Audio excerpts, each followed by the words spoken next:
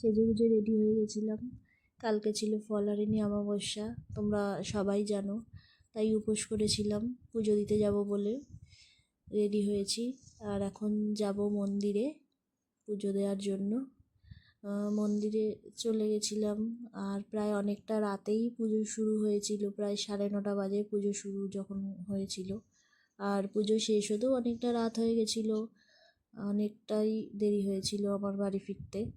আর এই যে মায়ের মূর্তিটা দেখছো, মানে মায়ের মূর্তিটা না এখানে অদ্ভুত ধরনের, মানে কীরকম যে এরকম মূর্তি এর আগে আমি কখনো দেখিনি। তো তোমরা যদি কেউ দেখে থাকো এরকম মূর্তি জানিও, কারণ এইখানে মায়ের মুখের দিকে তাকালেই না অদ্ভুত একটা ফিলিংস হয়, কেন জানি না মনে হবে যেন তাকিয়েই থাকি মায়ের মুখের দিকে। আর এই মন্দিরটা আমার খুব ভালোও লাগে। আমার বাড়ির কাছে আরও অনেক মন্দির আছে, কিন্তু সেখানেও যাই পুজো দিতে, কিন্তু এইবার ভাবলাম যে এই মন্দিরেই আসবো পুজো দিতে। তো এখানে হোম টোম হয়ে পুজো হতে প্রায় রাত 1টা বেজে গেছিলো। পুজো শেষ হয়ে এখানে হোম হচ্ছে,